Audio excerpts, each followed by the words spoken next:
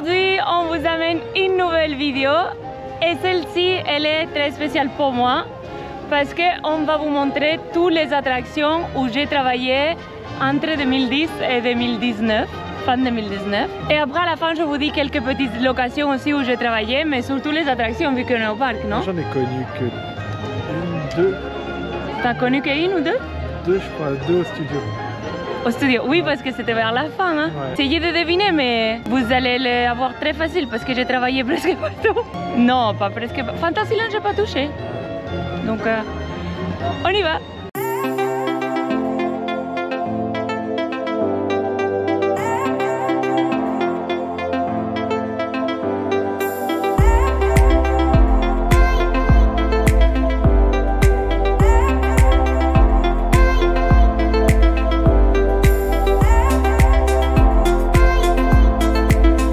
Alors, la première attraction où j'ai travaillé de toute ma vie à Disney, C'est la toute première celle-là? c'était la toute première celle-ci, c'était Buzz l'éclair, qui a une tête très bourrée. Si, il est comme. Bah, c'est la première attraction qu'on va faire aussi. Et ça va être la première attraction de ce jour. Non, mais c'est trop bien, c'est trop bien. C'était trop bien, franchement, c'était juste les seuls bémols qui avait, attendez, on se met à contraire parce que sinon le soleil, les seuls bémols qu'il y avait pour cette attraction, c'était la position de la sortie de l'attraction, que c'est juste, il faut dire attention au tapis, mais on a la musique de bienvenue Ranger de l'espace ou bon voyage Ranger de l'espace, et c'était en boucle. Des fois on restait bloqué une heure, oh, c'était horrible, mais sinon ça va. Et pour cette attraction, il y a une particularité, c'est que l'équipe ne tourne qu'à Buzz. L'équipe, bah, au moins à l'époque, en 2010, hein, nous on tournait entre Buzz et Orbitron. Donc on faisait toutes les positions de Buzz et à la fin, on faisait les 3 positions qu'il y a à Orbitron. C'était bien, hein? On va le faire avant que ça. On va les faire, oui! Your rendezvous at Planet Z. I will remain here at Star Command to... Alors, je vais vous montrer où c'est le Mickey caché dans Buzz l'éclair. En fait, vous avez plein de cadres comme ça. Alors, dans celle-ci, vous avez plein de planètes. Et là, à la Terre,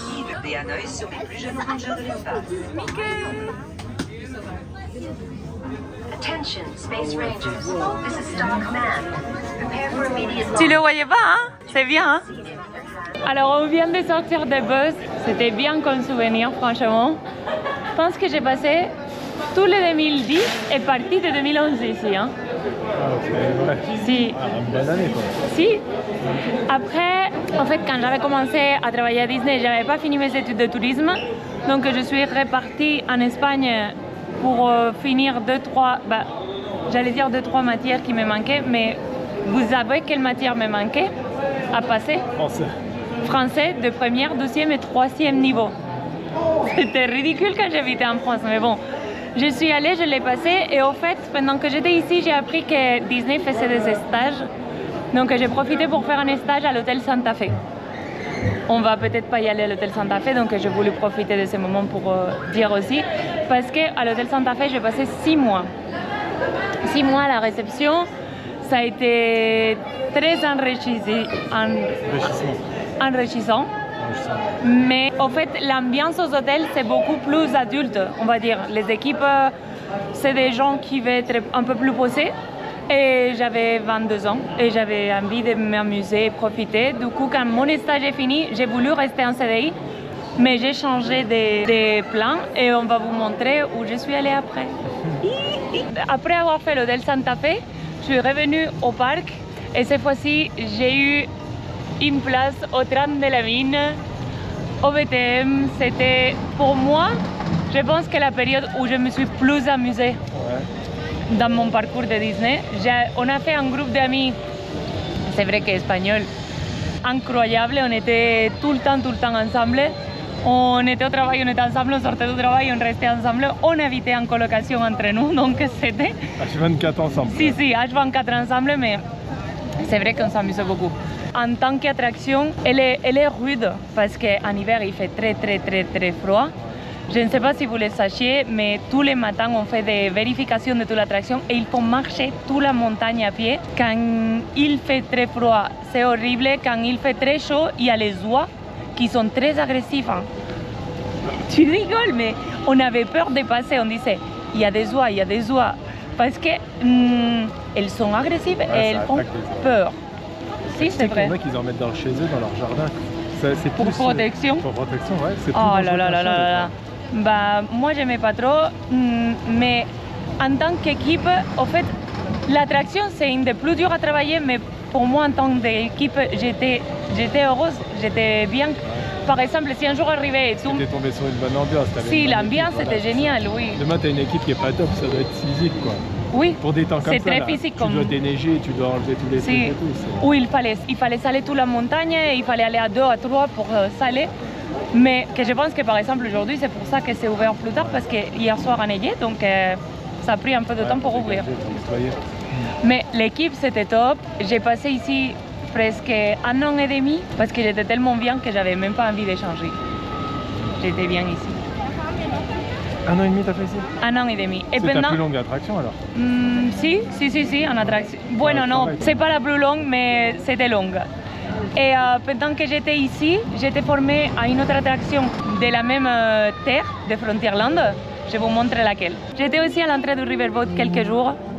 C'était juste pour faire l'entrée comme ça. J'étais pas formée, j'étais rien du tout. Mais des fois, il faut des castes. Donc on se mettait aussi. Et c'est pour ça que j'ai... Pour aider, oui. Voilà. Ou en hiver que le bateau est en pause, on va dire. Bah, juste pour passer la journée à l'entrée et accueillir les visiteurs et expliquer que c'est fermé en fait. D'accord. Mais j'étais pas formée. Hein. Et c'était Phantom Manor. J'étais une fantomette. C'était génial. En fait, c'est une attraction qui, en tant que guest, c'est une de mes préférées, Phantom Manor. Donc quand on m'avait dit qu'on allait me former Phantom Manor, j'étais très contente. J'y ai pas passé méga longtemps, j'ai passé 2-3 mois. En fait, comme les rides, c'est un peu comme Buzz. J'étais à l'aise, très à l'aise. Et c'est pas une attraction qui fatigue en fait. C'est une attraction où c'est posé, les ascenseurs, ça me faisait de la joie aussi de me mettre peut-être à côté des gens comme ça. Et sans rien faire, hein. Mais quand ils se tournent et ils te voient que les lumières s'allument, ils ont peur et ils se sautaient. Donc je m'amusais bien. Je m'amusais beaucoup à Phantom Manor. On était les mêmes équipes qu'à VTM, donc j'avais mes copines, on avait notre ambiance, donc ça a été une très belle époque. Mais bon, tout ce qui est beau, c'est fini. Et je suis partie de Frontierland. Tu sais où? Bah, au studio. Au studio, oui. Pendant que j'étais au train de la mine, dans une des réhabilitations de 2 semaines, j'étais formée pirate. Ouais. Et en fait, pirate, c'est très bien. J'avais que les positions basiques, l'extérieur, les sorties, les accès handicapés. Mais j'avais pas tout ce qui était les rails, parce que pour les évacuations, il faut une formation spécifique. On te met, comment ça s'appelle, les pantalons de pêcheur, en fait, pour aller carrément dans l'eau et tout. Avec les bottes et tout, c'est ça? Oui. Ouais. Bah, non, c'est des pantalons jusqu'à la taille. Parce qu'il faut rentrer dans l'eau. Ouais.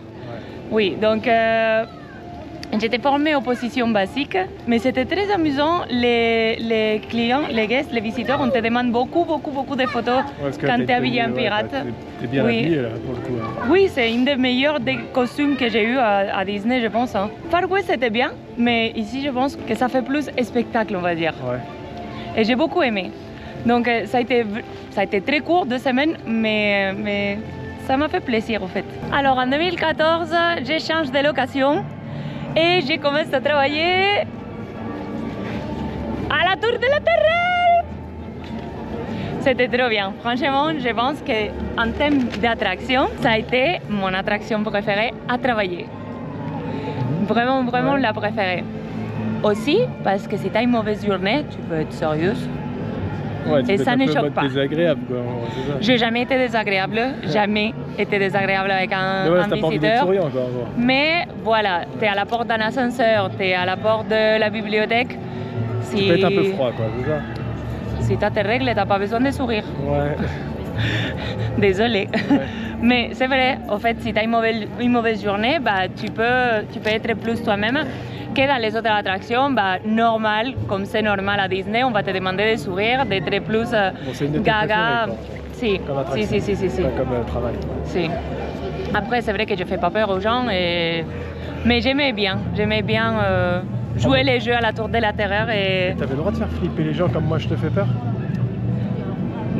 pas en mode bout, Ouais. mais par exemple, je me rappelle qu'on pouvait, à l'époque, hein, là je ne sais plus si c'est possible, mais à l'époque, on pouvait faire des jeux sur les sorties des ascenseurs quand ça allait commencer, Ouais. en mode si vous revenez ou pas, ou Ouais, je vois c'est quoi. j'espère Ouais. que vous soutenez bien votre enfant parce que sinon Ça vous vole. pouvez les perdre. Aux deux extrémités de l'ascenseur devant, quand vous regardez en haut, il y a deux trous. Donc si on voyait des gens qui flippaient un peu et ils étaient assis là, on disait regardez, on vous a ouvert la trappe pour que...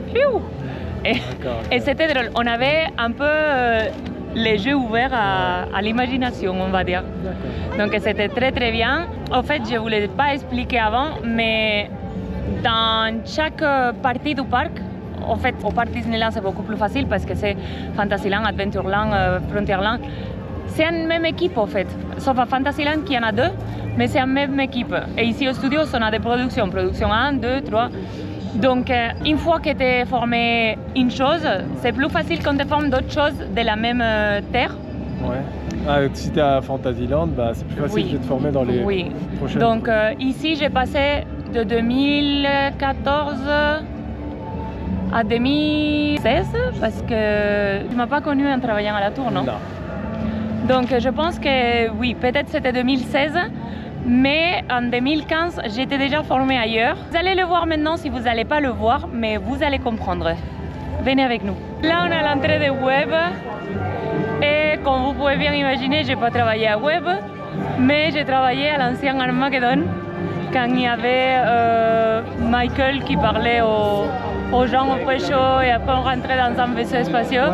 J'ai passé presque un an entier à Armageddon. Ça a été une évolution dans le même service que la Tour de la Terreur en fait, parce qu'on était les mêmes équipes. C'était bien, c'était plus posé comme attraction. Et en fait, c'est une attraction très spéciale pour moi parce que ça a été ma dernière attraction au niveau du parc. C'était la dernière attraction où j'ai été. Après, j'ai fait la centrale de réservation.